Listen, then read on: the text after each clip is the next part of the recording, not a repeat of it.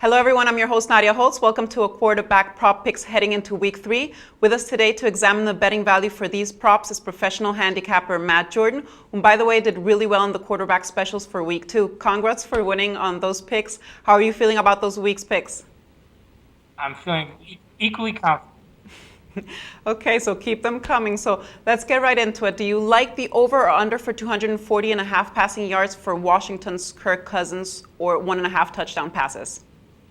Yeah, it's a big story this week is that he's getting the start over Robert Griffin III. The Redskins are at the Eagles. It's the first time Cousins will have ever faced them.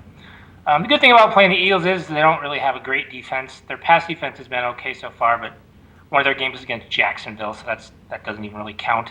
So you have to figure the Eagles, they play really fast. That means the opposing offense is going to get more plays, so it's always like a good thing to sort of lean over in those games, unless the weather's a factor, which it will not be this week in Philly.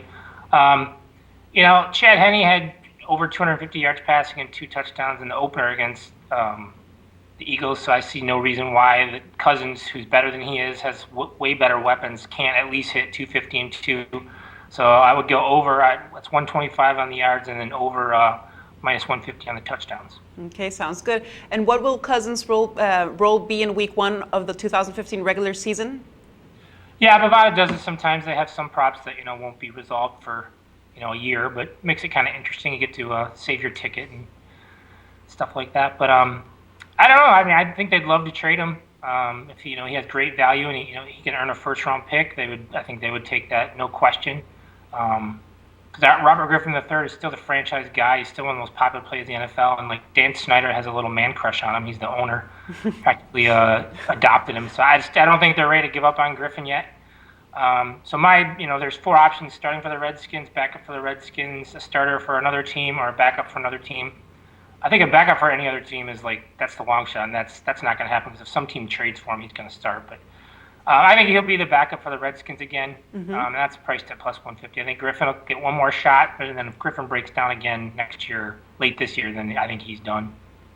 Okay, do you think RG3 will start another game this season? I have the yes is even money, and the no is at minus 140. I do, like I said, because Snyder loves him and he's still the face of the franchise. The only way he doesn't is if, the Redskins, he goes 7-1 or something, and Cousins' next 8 games or however long he's in there. I don't think they're that good, so I don't think that'll happen. You're not really supposed to lose your job from injury, at least that's the old cliche. So, assuming his injury heals and, he's supposed to be back in 6 to 8 weeks and Cousins doesn't just go crazy, I do think he will start at least one more game. Okay, and how many snaps will Cleveland's Johnny Manziel take in week 3, over or under 1.5? To me, this is an easy one to take a shot at. Both are at minus 120, but let's say starting quarterback Brian Hoyer just gets a little bit of a stinger, has to miss, one series, then you win already. So you can just bet just if Hoyer gets, quarterbacks sometimes have to leave for a couple games.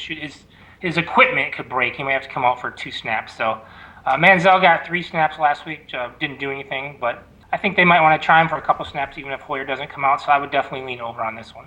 Okay, and last but not least, can you walk us through the Peyton Manning versus Russell Wilson Super Bowl rematch props and give us your pick? Yeah, obviously this is the game of the week, and it's not.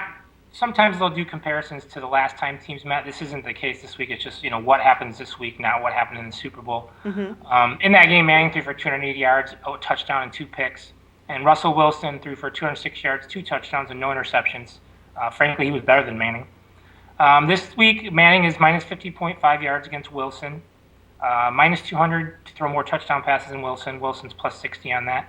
And then Manning is minus 150 to have more interceptions than Wilson, who's plus 120. Neither guy's thrown a pick yet. Obviously, Seattle's defense is a little better than Denver's, so you can see why Manning is more likely to throw an interception. Although I think most people would say he's the better quarterback. He's also, going to throw more, no question, because Seattle's a run-based team. I always hate going chalk. It seems like the easy way out, but I have to go chalk on all these. I think, the Broncos aren't going to be able to run much on Seattle, so they're going to throw it all day. I'm not saying who's going to win, but I think Manning will put up, big yards, at least a couple touchdowns. Wilson might get 1, but I'd go chalk on all these and say Manning on all of them. Okay, excellent, Matt. I will keep an eye on this week's picks. We appreciate your time and have a good one. Thanks. For SBR Picks, this is Nadia Holtz. The SBR network offers free sports picks and game breakdowns, big money free betting contests year-round, a real-time Vegas-style odds monitoring service, and much more. So come see for yourself.